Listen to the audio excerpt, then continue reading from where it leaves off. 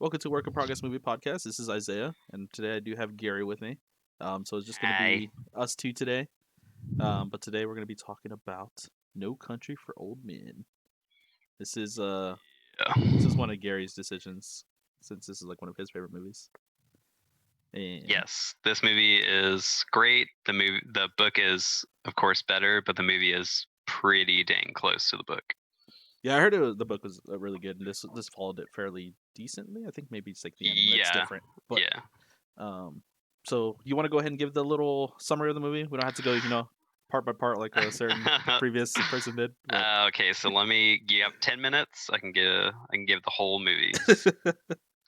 Um, so this is I don't think it says exactly where in the book or the movie, but the setting is somewhere along the Texas-Mexico border.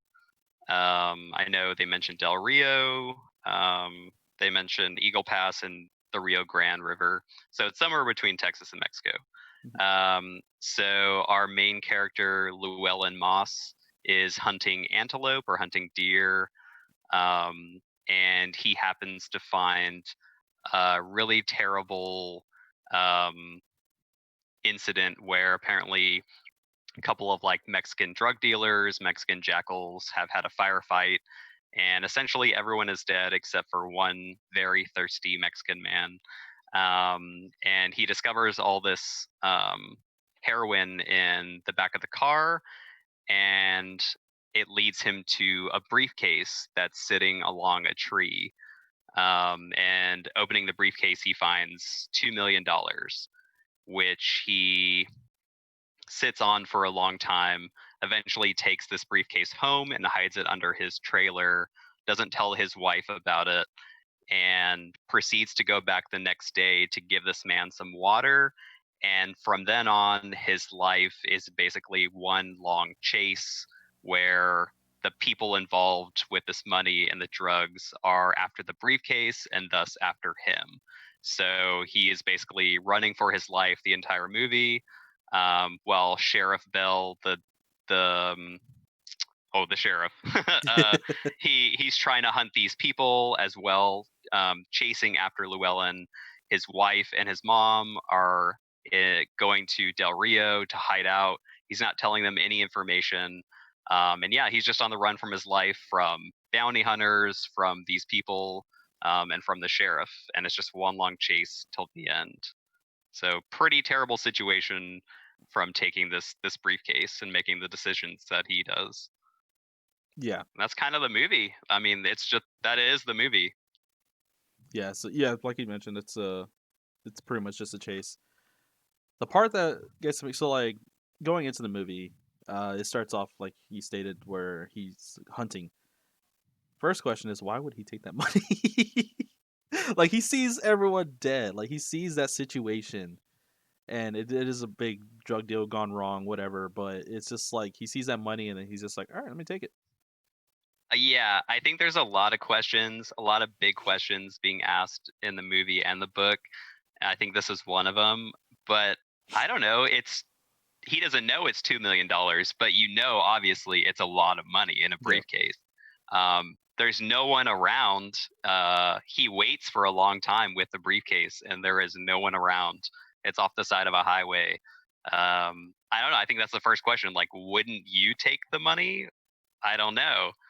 I maybe wouldn't take the briefcase. I'd probably take some money and leave. Yeah, I maybe mean, not even take all the money, just yeah, stuff your pockets and run. yeah. It's like one of those scenes where maybe he got a little too greedy on that. And then of course, like because of the fact that like that is like more than likely all of this would have been avoided if he didn't go back for the water.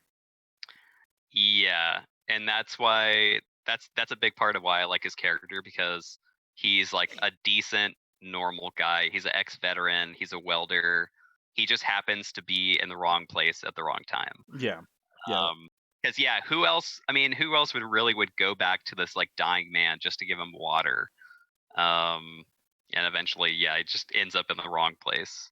Yeah, I guess that was just to show us like, hey, this guy is a nice guy. He just made a bad decision. Yeah. But yeah, it was just like for us to feel that sympathy for his character, I guess. Um, so with that, the we get introduced to the killer, right? Or to like the main psychopath of this movie, who is Yeah, honestly because one of my favorite I don't villains. remember. I don't remember what the first scene is. I don't remember if the first scene is him in the sheriff's office or it's Llewellyn hunting. So it is him in the sheriff's office. I remember. Okay. 'Cause, I mean, I just saw this recently. So yeah, because well, it starts off with the story of Tommy Lee Jones. I don't know if you want to elaborate on that story for the listeners. Or, Um. do you remember it? I can pull it up. So I don't know what you're looking for because I didn't watch this movie recently, but I've seen it a bunch of times and read the Hmm. book a bunch of times. I know Tommy Lee Jones' character, Sheriff Bell, is an older sheriff in a really small town who is constantly trying to fight off his own personal demons, and he's trying to fight basically an enemy that he can't defeat. Yeah, He talks to his wife, he talks to his uncle later, and basically says that he's getting too old for the job and the world's changing too quickly for him to keep up.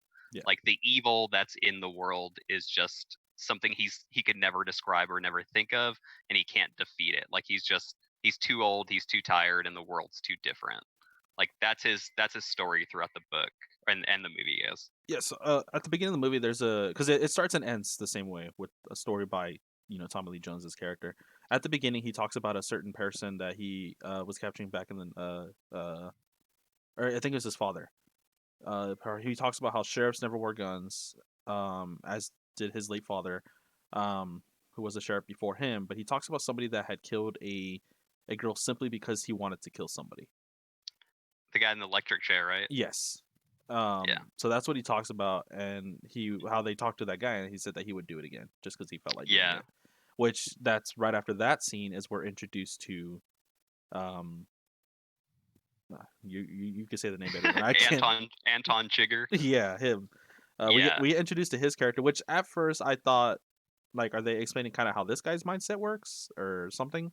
Because he pretty much kills.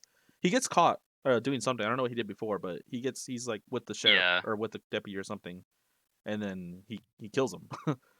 Yeah. Very violently. Yeah, Uh, like we're just introduced to very his very character. cool, very cool death scene. Like in the book, and he does it in the movie too. In the book, it's described he's laying on the floor with the handcuffs around his neck. The sheriff's bleeding, and he's spinning his legs in a circle and just choking him until he dies, with like blood Mhm. coming out of his mouth. Yeah, see Uh, that part was pretty intense. Like I thought he was just gonna be choking him, and then you see the yeah, blood coming out. I'm like, yeah, how? Like, yeah, jeez, it's like yeah, ripping his throat open with the yeah. handcuffs. I would agree. This guy, not only Javier Bardem, but like just the character of Chigger is, Hmm. yeah, I would agree, is like one of my favorite villains of all time. He did not do justice in the James Bond movie, but anyway, Yeah, this character is great, and the villain is awesome. yeah, Um, and it's a cool villain too because he does evil, devilish things, but I don't know if you could totally say that he's evil. yeah, He's just sort of doing his job. yeah. No, I get it. Yeah, Um, so yeah, like because I know later on we kind of get to know a little bit more about him, but like like we see him kill his first victim, and then shortly after that he pulls somebody over using the cop car yeah, to take a car, and yeah. then he just tells the guy to get out and stand very still, and then he uses that bolt pit, whatever. What do you call that? Yeah, it's like an oxygen tank tied up or connected to like it's a bull gun. It's something for livestock to put like a metal bullet in Yeah, their skull and then retract back. yeah. Like I had to tell because when I was watching this with narrator earlier, I told her about the scene from It where the kid Mike is like killing the bull with the cattle. Well, Oh with that, yeah, it's like yeah, very much the yeah. same thing. Yeah, yeah. Except for this one doesn't need to be reloaded, does it? Yeah, this is just like air pressure like to the max. So it Yeah, just puts a hole. It's so like silent and a like a ka-chunk. yeah. And It's really clean kill. yeah, it's like it's not really it's like it's not a bullet. You can't trace them. Yeah, yeah. So yeah, I thought that was like I think that's like one of the most memorable thing about this villain is just the fact that his weapon of choice is so unique. He's just walking around with an Yeah, oxygen tank. yeah.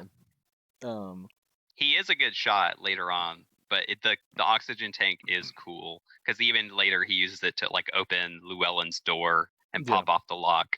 Yeah, and you see how hard that thing goes, like, Yeah, because like we only see it go into this guy's skull, But later on, when you see that, they even show like where the lock left a mark on the wall across Yeah. the house or room. Um, so then, yeah, we got introduced to that villain. Like I mentioned, he is like honestly one of my favorite villains. I've always found him as I think every time I see him, like in any other movie, I just think of that character. So it's hard for me to separate them. Except for in the James Bond movie, like you said. Yeah, I don't know if he was gay, but he may have been like a gay kind of exotic, I don't know, just a really out there villain, I like think he was just like just playing it too hard. he just Um, played it. He just didn't have a preference. But yeah, I don't know.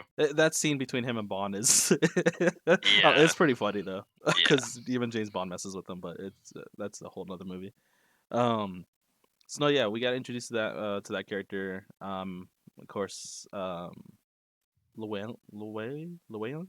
I cannot say these names. I'm so bad with these Okay, names. Llewellyn Moss is the main guy. Llewellyn. Yeah, Okay. and his wife is Carla Jean. Yeah, Carla Jean. Okay.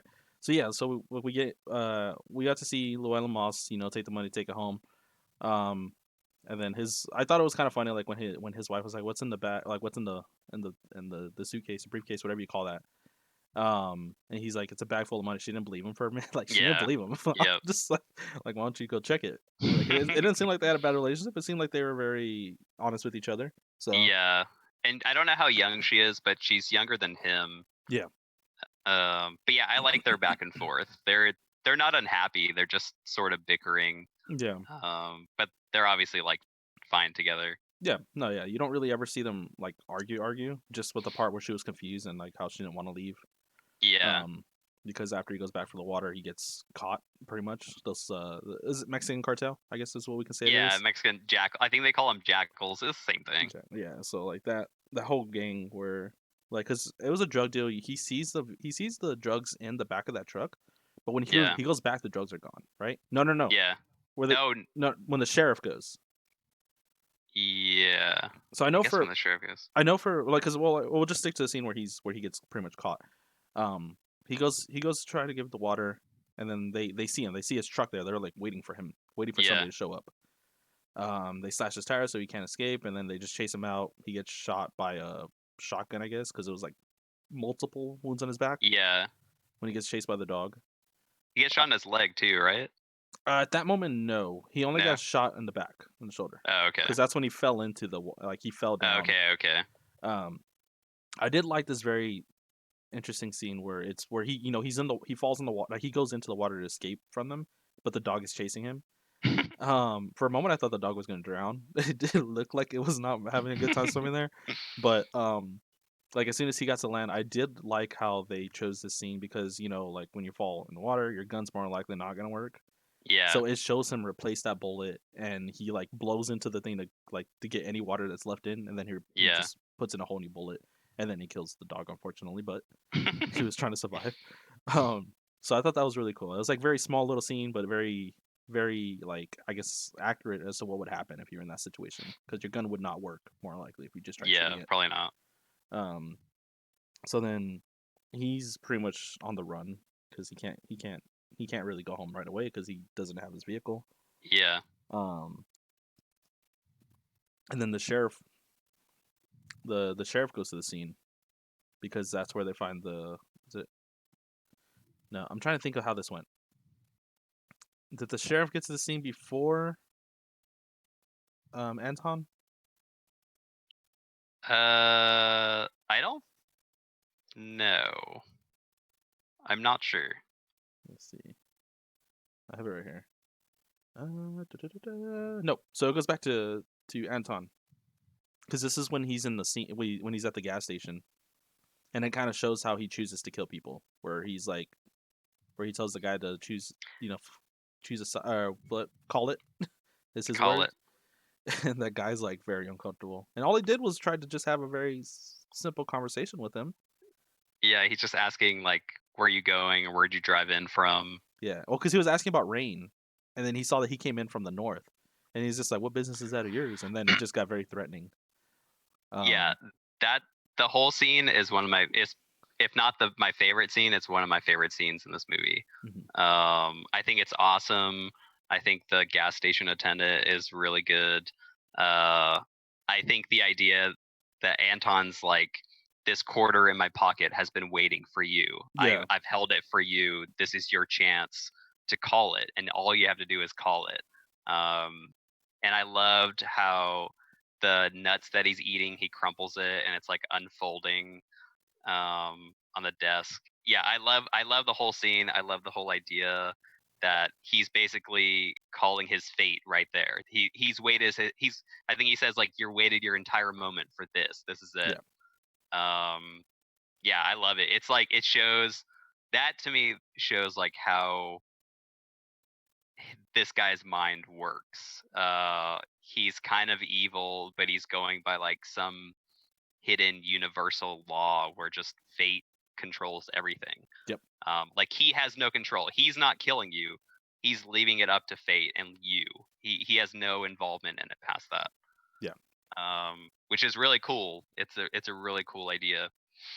yeah. Like the way I saw it was just like because how he has to like in order for you to be doing what you're doing, especially what he does, he has to find a way to like it to make like mean something. Like it has to have its own Yeah. meaning or whatever. And then at this point, he uses that coin, um, which leads to like one of my favorite lines at the very end. But so so we get to see that little scene. It's very like, oh my god, is this guy gonna die?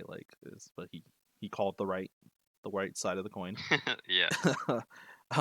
And then that's when he meets up with those two. I don't know what they were. At first, I thought they were like agents, but I guess they work like criminal organization from America that we meet later on. I guess is who they work for.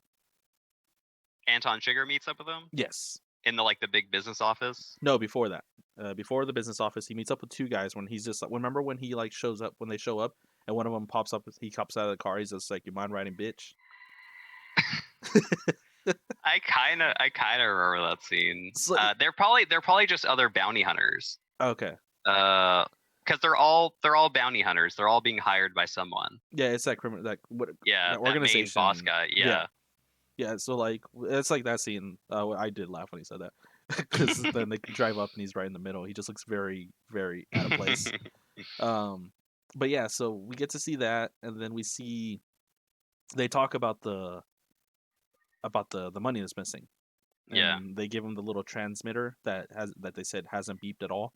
Yeah. And then he kills him. The part that he kills him threw me off because I thought he was working with them. Well, I don't think it's that surprising that he kills them because one, they're all bounty hunters. I think they're all like hired by someone. So I think like if they have an edge over one or the other, they would probably take it. I mean, he's not doing anything to fate necessarily. He's not following like any code at that moment. He's Yeah. just killing them. But it's not that surprising for his character that he's just like, okay, I got my next tool. I have one job to do. I don't know. And they're like, in his eyes, I suppose they're like nobodies. Like, who's gonna know them? Yeah, yeah. Okay. They're just more bodies. Oh, yeah, that makes a little bit more sense then. Yeah, because when he killed him, I was just like, oh, okay. Because he don't care who he Yeah, works with. I don't even think like he thought twice about it. Yeah, he's just like, all right. He just picked up the gun and just. That's where is wanted that to where kill they're him. in the hotel room and he shoots him through the shower curtain? No, that is Okay. a whole nother group Okay. because this is the American part of that organization or the Okay. American part of that side that went wrong. So because they were the ones that provide the money, so they're just hunting it because the briefcase has a transponder or a transmitter. Yeah. I did find it interesting that he didn't go through that case, the main Yeah. character, because he decides to do that later because he finally realized what's happening. Yeah. Yeah, so he knows that they're gonna be after him. And I'm going back to Moss, right? Moss first name, Yep. Llewyn Moss. Okay, because Llewellyn Moss. I can't say that first name, so I'm just gonna say Moss. Llewellyn. It's so hard. I don't know why. Llewellyn, whatever. Yeah. Llewellyn. Llewellyn. So he realizes that they're in danger. Their wife, his wife is just like, you need to go to your mother's in Odessa. My question is, he had that part planned. He had the whole her going to Odessa planned out. What was his plan besides running? I don't know if he had one. Okay, that's what I assumed. I don't really think he has a plan like in this movie. He just knows that he has to get them to safety. I mean, his end goal is probably just to meet up with them, get the briefcase, and live their days Yeah, happily and escape. But I don't I don't think he has a plan. I mean, just the same way he didn't think to check the briefcase. He's scared. He just throws it and moves on in yeah, the hopes that everything's working out. But I don't think he expected the level of Anton Chigurh. yeah. He didn't expect that. Yeah, he probably thought like, oh, I could just outrun them, or like, they Yeah, won't ever find me. I'll just take a different it's route, a maybe to lucky break. Odessa. Yeah, so so he has the plans to go to Odessa. They already took off, and then that's when we see Anton go to their house because he Yeah, says that they're gonna run the license plate. Blah blah. Blah. Anton took care of all that, yeah, real quick. Um, so he that's when we get to see the the bolts go through the door. How he gets his way inside the doors, which I thought was pretty cool. Um, and he's looking around, and he takes their mail, right? yeah. First I think he gets a glass of milk. I thought that was after. I thought that was yeah. He gets a glass of milk and sits down and just hangs out. Yeah. Oh, okay. Maybe he did check milk before all that. So yeah, like, cause he sees the phone calls and he sees Yeah, that there was a lot of calls made out to Odessa, and he's just like, all yeah, right, well that's pretty easy. I know where to go. yep. Um, so yeah, that's when he gets milk and he just chills for a bit, and Just then hangs out. yep, and then we get to the to Tommy Lee Jones's character, the sheriff, and that's when they find the car that was on fire, which I think is Anton's car that was driving from when he Yeah, stole from the old man.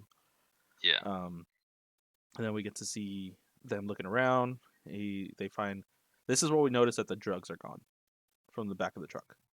Yeah, the drugs are gone from the back of the truck, which means that the Mexican cartel, whatever, they took it all out. So they got their drugs back to probably go do a deal someplace else then. But the Americans, the American Association, whatever they are, don't have their money. So I think they're pretty screwed. Um, I like when Sheriff Bell comes to Llewellyn's house mhm. because it's a really small detective scene. Like I think there's a scene where Sheriff Bell is visualizing the lock being shot. Yeah, It's a really small scene, but I like it because it shows that he's not washed up like he think he is. I think he's pretty good at his job. He just hasn't faced someone like this before. But I yeah, like it. It's a really small scene that just shows like the action before and after. And I think it's cool. And he does the exact same thing that Sugar does. He sits down at the same couch in the yep. same spot. Like it just makes it seem like he knows what he's doing. He doesn't tell. He's just going along because I know his other sheriff is not dumb, but he's kind of dopey, right? He's not. His little deputy. I remember him like being kind of young and not that ready yet. I Yeah. guess. Well, every time I see that actor that plays his deputy, I just think of the dad from Raising Hope. I don't know if you've ever seen that show, but No. he plays a very dopey character in that. Oh, So okay. I think of that every time I see that character, But that yeah, actor. I like Sheriff. I like that he sits in the exact same spot and Hmm. is thinking the exact same way that Anton is. It's cool. Yeah, no, I definitely get it. Um, yeah, because like it also shows like he knows. I mean, he knows everyone in that town because he sees Llewellyn's car. I Yeah. said his name right. So he sees his car. He sees the car, knows exactly who it is. He didn't have to look up no VIN number, nothing. He just recognized the vehicle, and that's when he Yeah. went to Llewellyn's house. And now we mentioned before, he saw when the lock was gone, or because it got shot off by the weird bolts thing. Um, and then we get to see him do a little detective work. We saw he walked straight over. He saw that the bolt had smacked right into the wall, and he sees it right there on the couch, and he just chills. um, so did he? I'm curious because I'm going into more of the detective part of their side for the sheriff. Did he know where they went? How did he get a hold of the wife? Had she left already? She did leave. Yes. She left. Yeah. So how did he get She a hold of left. her? I'm sure just in the same way he knows everyone, he probably has information. I wouldn't doubt that he doesn't have the mom's number or Hmm. know where she's going. Yeah. I wouldn't doubt it. Okay. Yeah, Because because I don't remember if they ever said, but it's a small town and he knows everyone. outside of this scene, we get to see, like further in, like he does speak to the wife. Yeah, But that goes back to which is where like the suspense starts to get where, because Llewellyn's at a motel, and then he leaves to go buy. Did he leave anywhere to go buy? He didn't buy his weapons yet, right? like the tent poles. Yeah, that was later, right? That was I after. think that was later. Okay, because I don't know why he left. I just know that when he went, he he hides the money in the hotel room. Yeah, he hides in the air duct. Yeah, so he hides the money in there, and then he leaves. I don't remember where he goes, but he comes Yeah, back. he drives somewhere to go eat, right? Like, Oh, then yeah, he probably went to go eat then, and then when he just came back in the taxi, that's when he saw that there was a vehicle there, and he got suspicious. yeah, yeah, and he told him to keep driving or just He circle he went to, around. he went to go stay at another hotel. He was just telling the Yeah, guy to drive him to a different hotel. yeah. And then he came back and bought the room behind his. And that's when he goes to go get the tent poles and the shotgun and everything, which I thought was pretty cool what he did. I Uh, forgot what I love this. I forgot the exact dialogue, but I love the scene where he's buying the tent and he's asking about the sizes. Like, what's the biggest size tent you have? How many no, poles does it have? I yeah, forgot what he no. said. So the first thing he says is just like, "Do you have any poles?" And I'm like, "Well, for what? Like, we need to order what kind of tent you need. Like, send me the model." And he's just like, "Well, do you have any tents?" He's like, "Well, what size?" Like, the one with the most poles. Yeah, yeah. So that one, yeah, that's the line. That line was pretty funny. So yeah, he shows up with like a shotgun and the the tent poles. Oh, he got the The tent, but hacksaw. yeah, the hacksaw. And then he just saws off his shotgun just to make it a little bit longer, like shorter. Like Yeah, he saws off the barrel and he saws off the stock. Um, and then he uses the tent poles to create that a little hook, and he yeah, shoves it back, or yeah, he gets it. yeah. So he can grab the money. Yeah, But what's yeah. interesting was just like as he's doing that, that's when we realize that uh Anton Chigger. found it. Yeah, trick. He finds him. Uh, so out of curiosity, because clearly they had the same device that he did, which we find out after the scene in the hotel, because Anton's just driving and then it starts beeping. Yeah, And then that's when we get to see the cool little scene where he gets the room couple down, um, and then he pulls out his little bolt and a shotgun with a giant ass silencer. yep, yep, So that scene where he takes off his shoes so he can be stealthy. You can't hear him yep. walk, which I thought was cool. And then he's walking with both of them. He's a very tall guy, and they're almost touching the ground, like when he's walking. So it just shows you how big that weapon is. Um, so he shoots out the bolt. He opens the door and sees the first cartel Mexican guy laying on the bed, and then he shoots that guy's arm off, man. Yeah, And then the second shot throws the guy into the wall. yep. And like we just see him. He murders the one on the bed. He murders the one that was coming out of the restroom or coming out of that little area. Yeah, in the shower. And then the last one in the shower, where he was Yeah, pretty much telling him like, no, like don't kill me. But he didn't. I'm assuming he just didn't speak English. yeah. So he because he that's when he was asking him how, right? How? Like how did they know where to find him? Like where to find Who's Llewellyn? asking? Anton is asking the Mexican cartel how did they know pretty much where he was, Yes. because that's where he didn't know that there was other people chasing him down too. Yeah. So yeah, like Llewellyn gets the money during that scene. He pulls it out of there. Um, the part where he takes off his socks. What was the point of that? Yeah, he takes off his socks, and then like the blood is coming towards his feet, right? So that's On the car. later. That part Damn, I keep mixing scenes. yeah. See, that's why I'm going through these like Yeah, this I because keep mixing scenes. there's so much scenes that are very similar, but it's just his choices in each one is very interesting. This is the one where he just takes off his socks and then Because I he's remember like him. searching. Okay, He's searching the room for the money. I don't know. I mean, maybe taking off your socks just makes it even more quiet. He likes the feel of carpet on his feet. I I don't don't know, know. man. He's an interesting guy. Yeah. So like yeah, he just takes off his socks and he starts searching the room for the money. That's when he opens the thing the grate and then he sees that someone took it. Yeah. Um, and of course that leads to Eagle Pass. Yeah. Yeah, because as the Sure. scene's happening, that like after this, that's when the sheriff talks to the wife. He's pretty much telling like, "Do you know where he is?" And it's just Yeah. scenes like that. Um, and of course that's when we get to the part where, the second encounter with him, which is where he's in Eagle Pass, the hotel, and that's when, remember when he was about to go to bed, and he's just like, "Wait a minute!" Like it finally clicked in his head. How did they know that he was there?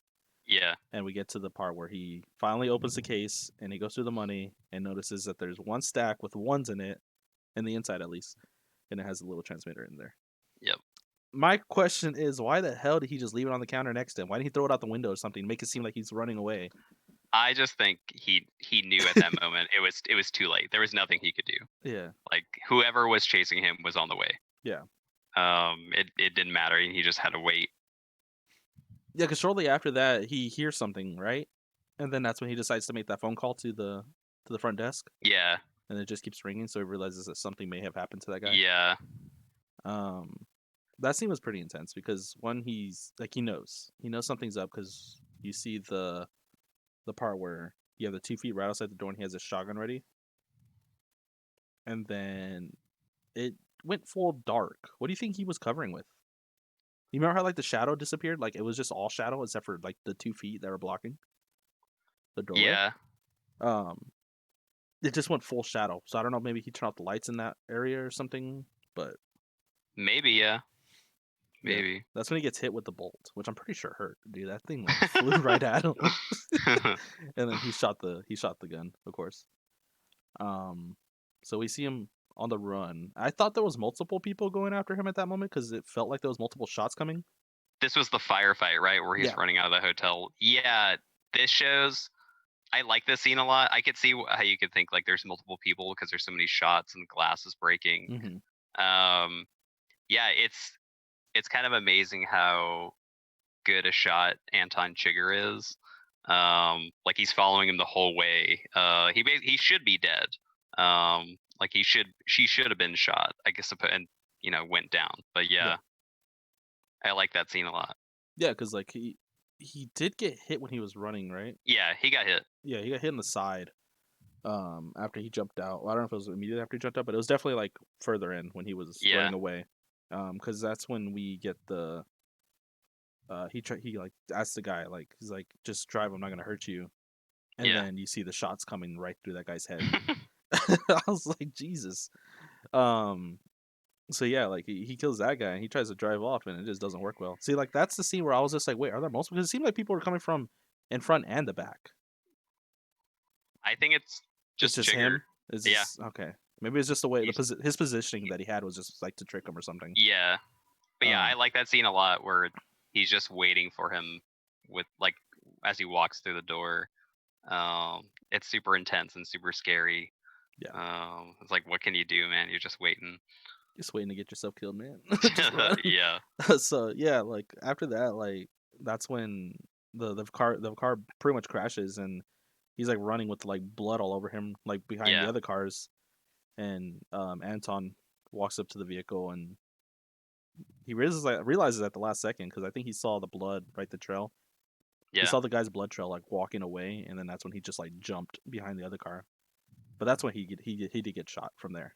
yeah, Um, yeah, the I did like the scene where um, Llewellyn is walking across the border, and he tells the guys like, give me your jacket," and then yeah. the beer, and then he just like walking there like with the coat and the beer in his hand, and just walking right past the border patrol guy, and he's just like, "Hey."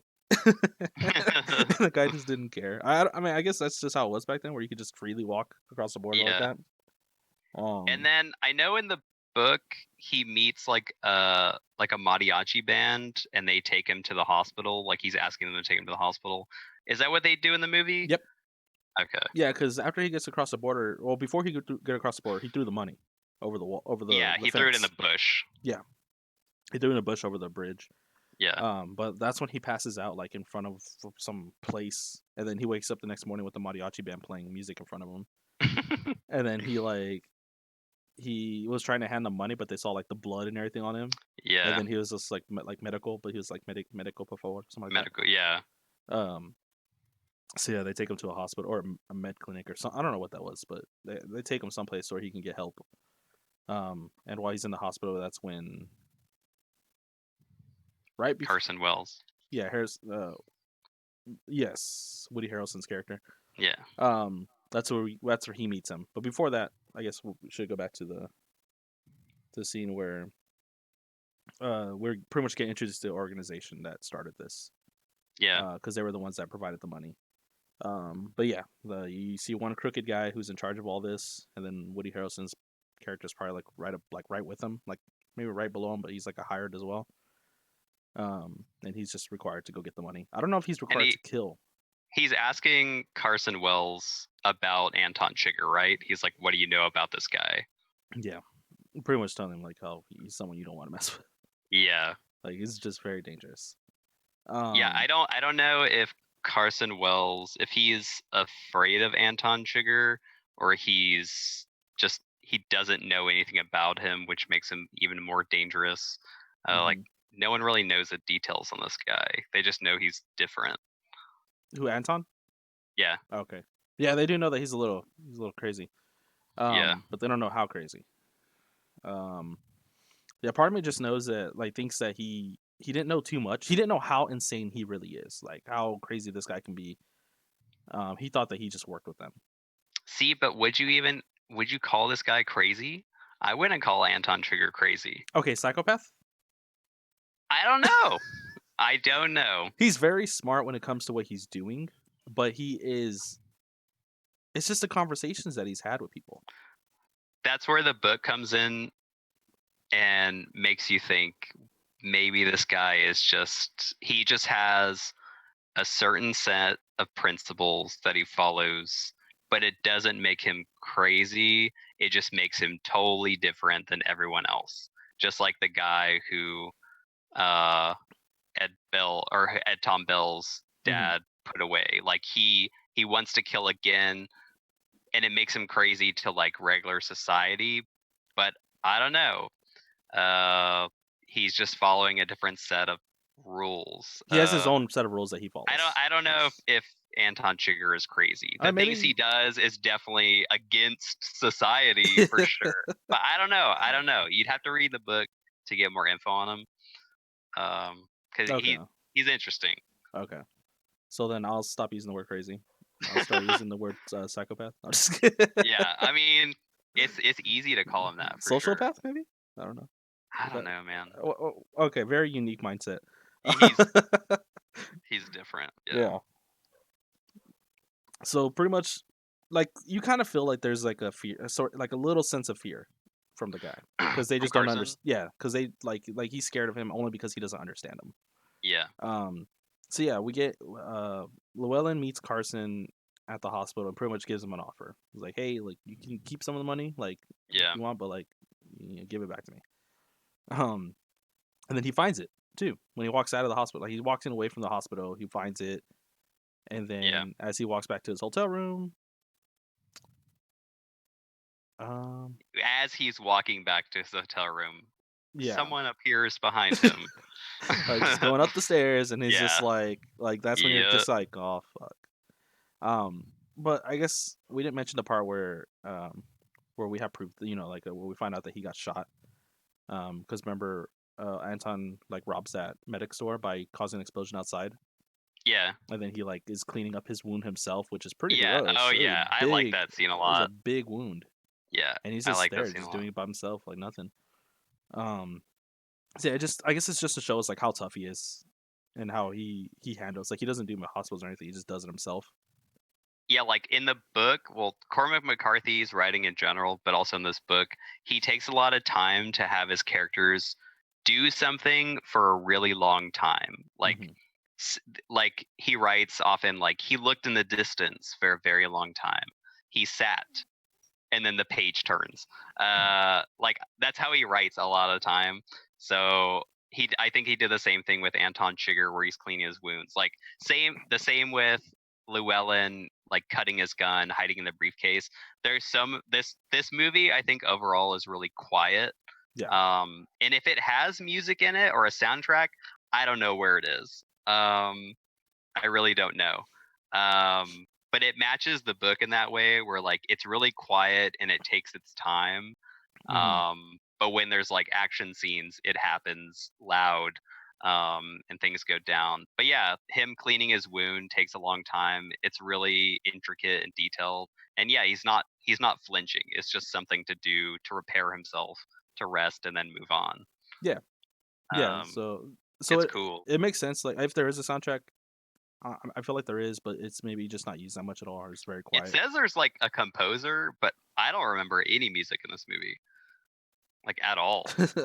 So I'm sure it was just like maybe the scenes where it's like like going from scene to scene, but because yeah, like how you said, I feel like this movie it is very quiet, and that's mainly to build up that suspense that we get because like the scene where he's sitting on the bed waiting for Anton to come through that door, pretty much Yeah. like with the shotgun and everything. Like it's just very quiet, very. It's Yeah, like there's no like, oh, there's no yeah, music. It's just you waiting, breathing with him. like Just yeah, you're like all on it's edge. mainly just to hear the breaths of them of the characters, Yeah. pretty much. So yeah, there's that. So after that scene, that's when Anton meets up with Carson, and they have Carson and Anton have that one-on-one conversation, and you can tell immediately that Carson is scared. His complete his composure and everything, it is just completely different. I think his face even turned red. Yeah. Because he knows he's pretty much dead. Like he's screwed. Yep. Um, yeah, because you had that conversation between them, and they're talking about how how no matter what, like he doesn't need Carson to get the money because at the end of the day, the money's gonna come to him. Is how he's stating this. Um, Yeah, and Carson has the same kind of uh I would say like logical plea that Carla Jean has in the end, where it's like you don't have to do this. Like he's you don't have to do this. This isn't about fate. This is about you just being crazy and wanting to kill me. yeah, Like you, I don't know. Like there is no quarter trick. There's no fate. It's just you. It's you doing it. yeah, yeah. So like this pretty much like it just leads to pretty much his doom. Like he's just there sitting down in the chair. The phone starts ringing. I don't know who. Oh, I knew who was on the phone. Never mind. Um, did he say not to do something and then he did it and then he shot him, or did he just shoot him just in that silence? Yeah, I don't remember because I almost remember him closing his eyes and then he gets shot, but I could be wrong. Yeah, because it's on Anton the entire scene, that entire Yeah, part pretty where the much. phone's ringing. Um, so it's on him, and then I don't know if he maybe was reaching for something that we just couldn't see or whatever. But he just shot him. He just flat out shot Yeah. him. And then he answers the phone, and it's Llewellyn was calling for the deal, pretty much. And then that's when he says like, "Hey, you have a chance right now. Bring me the money, or Yeah. your wife is gonna die." And then that's when Llewellyn pretty much threatens him like, "Oh, I'm gonna like I'll kill you before you kill her, or whatever." Um, Yeah, and I'm still kind of torn on the end because of that decision where when he's talking to Carla Jean, he's saying like I gave your husband a chance and he and chose he himself over you. chose to kill you. Um Yeah, and she just can't believe his actions, she can't believe anything. I'm still kind of torn on whether yeah, like it was his fault or he's just doing what everyone would do. Because like how can you trust a person like that? yeah, Who knows what would have happened if he said, I don't know. I don't know if he would have changed his actions if Llewellyn was like, okay, like let's do the deal. Would Anton not kill his wife? I really don't know. yeah. I'm still torn on that. I still don't know. Yeah, so like because of that conversation, he pretty much threatens him, saying like, "You're not gonna touch anybody. Like I'm gonna get you. Yeah, You're like yeah, I'm the one you're gonna be afraid of," is what he's saying. yeah. It's like, nah, dude. He doesn't know. Sorry, You don't but know what he's dealing no. with. Yeah, so that's when he gets the money back. The finally the wife agrees with the sheriff, like, "Hey, can we like protect him or whatever?" That's where they make the deal. I think to go to where El Paso, right? See, because I thought they were in Del Rio. So they were not in Del Rio. They were in Odessa. They were in Odessa. Yes. Del Rio, I think, is where he was Okay.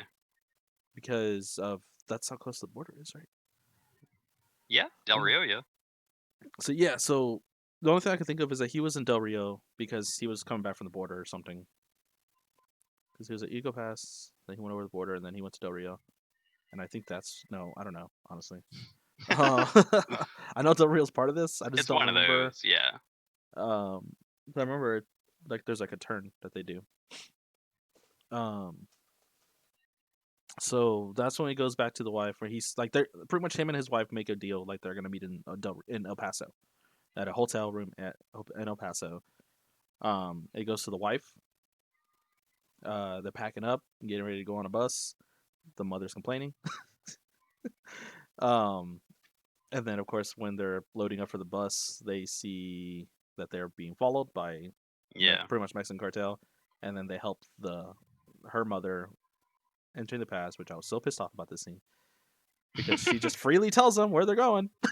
Like, oh, where are you going? Oh, we're going to El Paso. We're like, oh, where in El Yeah. Paso? Where are you staying? And then he tells them, and I was Yep. like, God damn this woman, because that's when we get to the scene where we see Llewellyn in El Paso, at the hotel, and then he's pretty much just having a conversation with the girl that's there, and she's like, I guess it's just trying to show more of like how much he was committed to his wife or whatever. Because he says like, where she's like, oh, come have beers, and he's like, oh, well, I'm waiting for my wife, and he's just like, it's just beers. He's like, I know what beers leads to. Yeah, that's definitely more explained in the book. It's like a minor character. She's like a hitchhiker, a teenage hitchhiker essentially. Mm. And they in the book they hang out quite a bit. They have dinner. They talk about whatever life. Um, and you don't know whether it's a romantic situation or not. Mm-hmm. It's pretty friendly in the book. There's nothing really going on, but of course they both die, and then it looks like he's cheating on his wife with this really young girl. Oh.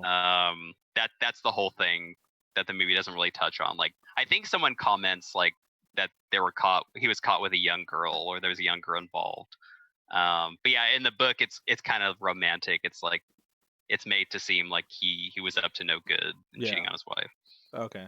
Yeah, because But all we really, get. it was friendly. Yeah, because like in this one, all we get is just that little conversation, and then it goes into like it just goes black, and Yeah, then it cuts over to the sheriff coming to the hotel because he was gonna meet with yeah. him.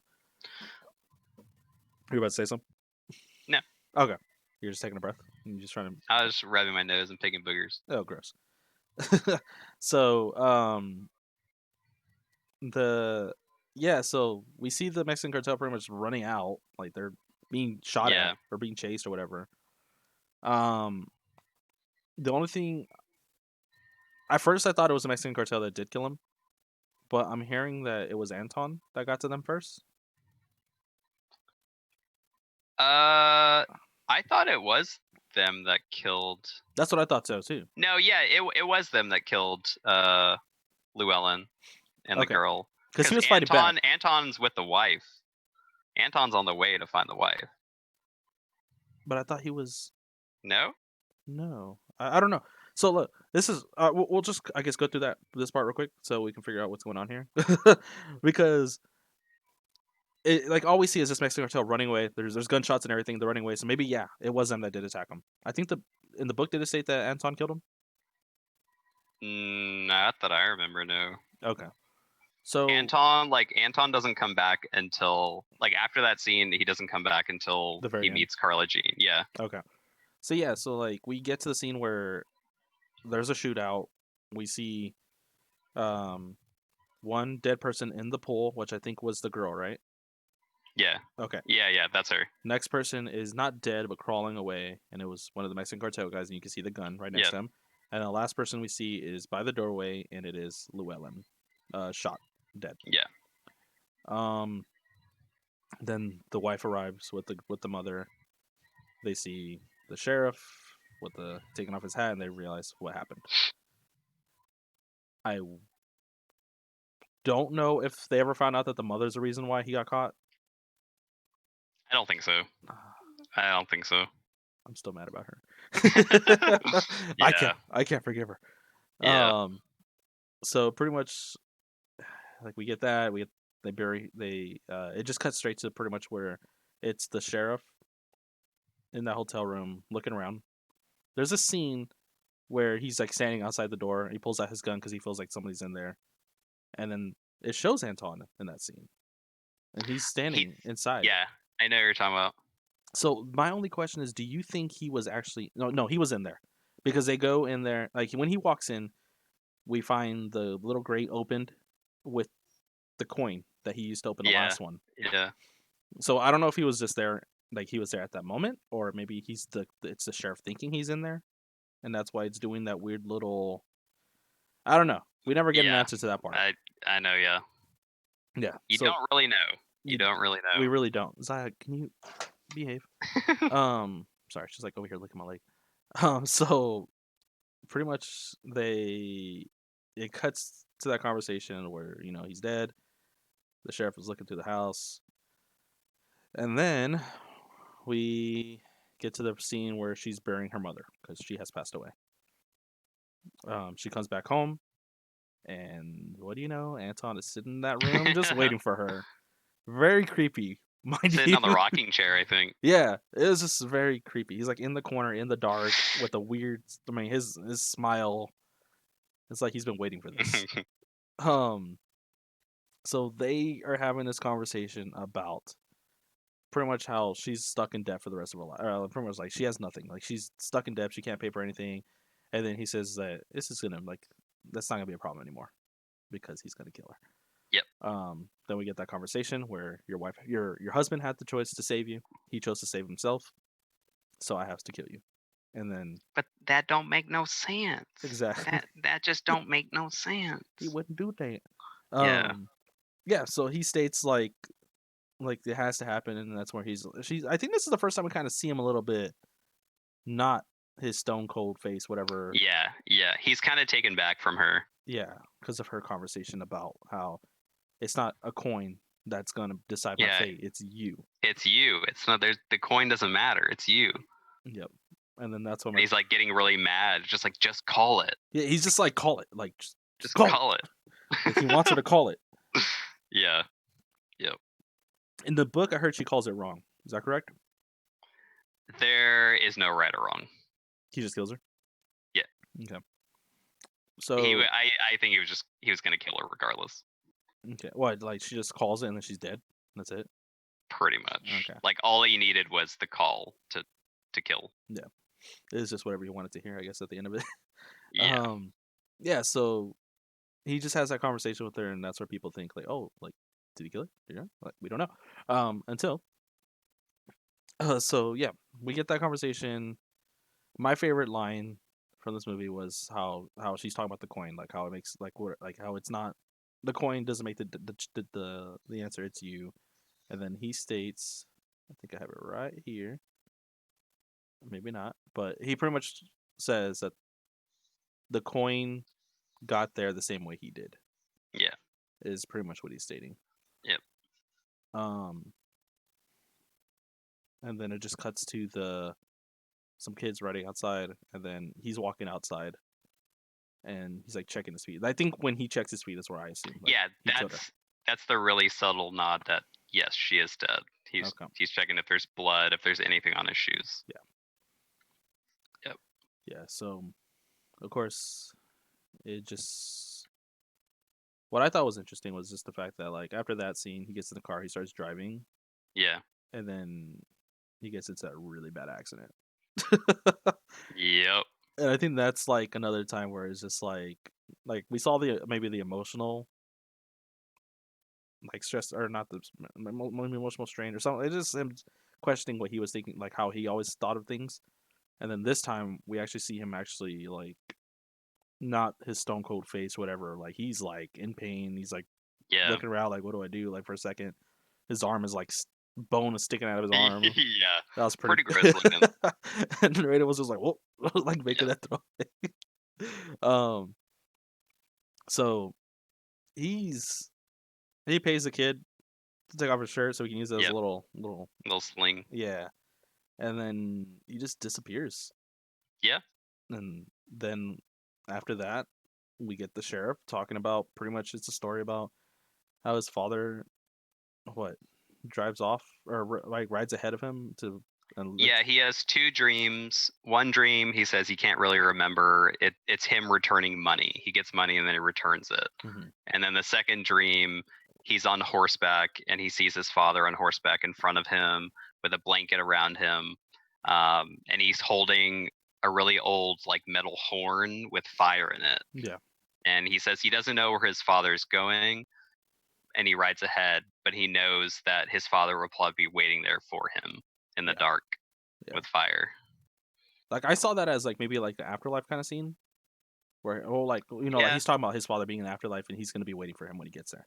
yeah, Because at the end of the day, like it's like what the movie says, no country for old men. It's just it's a sheriff that feels like everything around him is changing and that he can't keep up with it.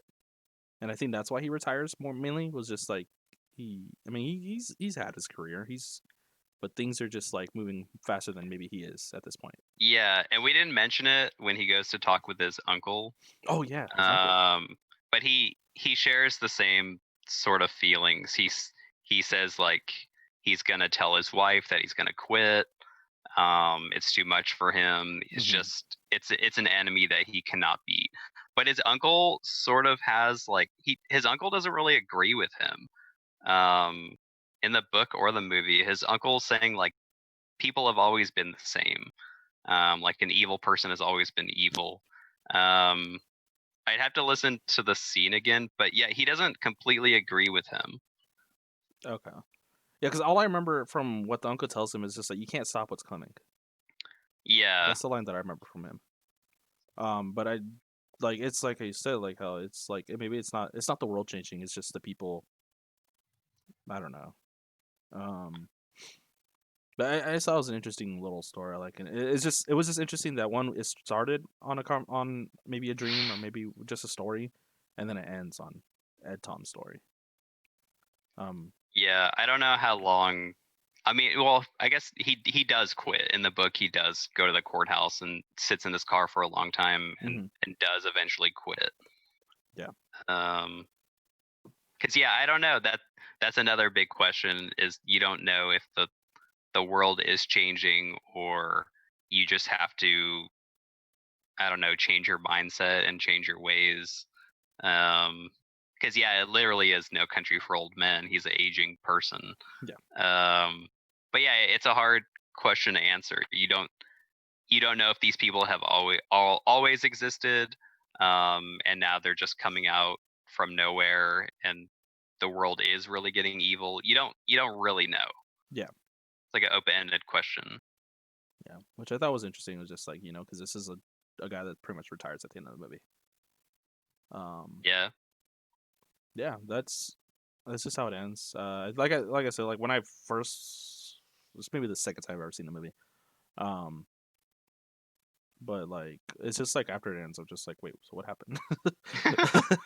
It's Yeah. like did he get the money? Like yeah, so it's just like Like pretty it's not much a happy ending. it's not at all. I mean Yeah. the main character or the family's dead. The sheriff is retired, and this guy got away with the money, and he killed like the head of the organization, and all that stuff too. So. Yeah. Who knows where Anton Sugar is? Hmm. Um, no idea. Raw out there with a metal arm and still shooting people's heads open. But But yeah, there is no happy ending. yeah. Was there anything I guess that you had any questions? Maybe like how I felt or how I thought or anything. Um, well, did you like the movie? So I did like the movie. Like I mentioned, I think in previous episodes, where I really do like the movies where one you have to think about it at the end of it. You don't have a definite answer, but you also like it's just like one of those open ended movies. And also, I enjoy movies that don't have happy endings because the fact that like we see too much of that. We always see the good guys win. Like this guy died, then the good guys would have won, and then he disappeared, and now there is no ending to that. So yeah, I really did like this movie. It's very interesting. It's one of those movies that I can't watch it too many times, definitely, because of the way it's just made. But it's definitely something like how I could see Oscar like worthy and stuff like that, which I think Yeah, it did, right? it won. I don't know if it won an Oscar, but it won a ton of awards. Yeah. It says it won 76 awards. So over its Jesus. lifetime, it's won 76 awards. Let's see if it has anything about Um, the Oscars here. oh But yeah, Best Picture, there you go. Best Picture, Best Director, Best Supporting Actor, and Best Adapted Screenplay. Wait, who is the supporting actor? Is it Uh, Javier Bardem. Anton? Yeah, Anton. Anton won it? Which is not surprising. It's not. That's like it was something like I think I had some stuff pulled up in regards to the character. Um so there was a scene here it is. When the directors were choosing Javier Bardem about playing Anton, his exact words were, "I don't drive, I speak bad English, and I hate violence."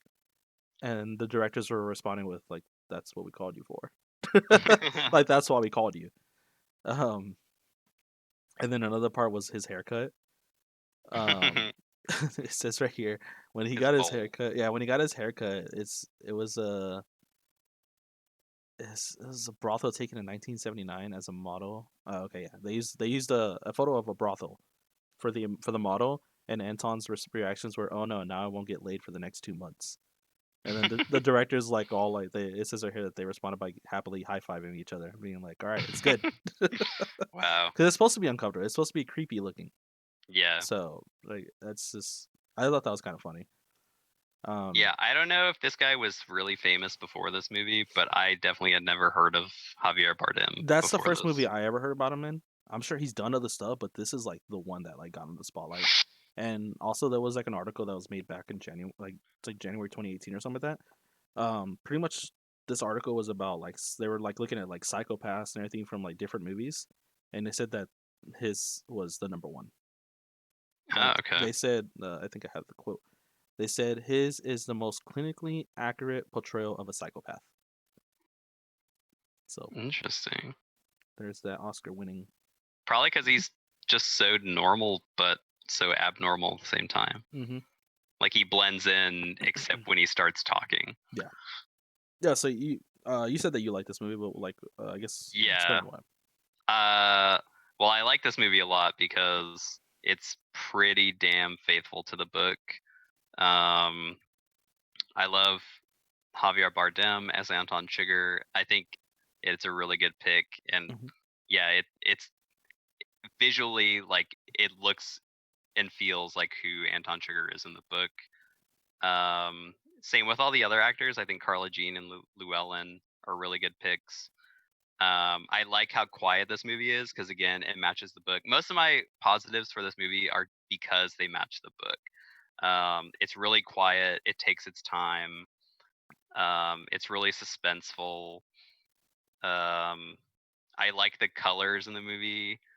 Um, It's very Western, very old yeah. school. I like how there's little bits of detective work in here. Um, most of it just comes from just a good adaptation of a book. Yep. Because I've both rewatched Virgin Suicides again for like the fourth time, and I finished the book for the first time.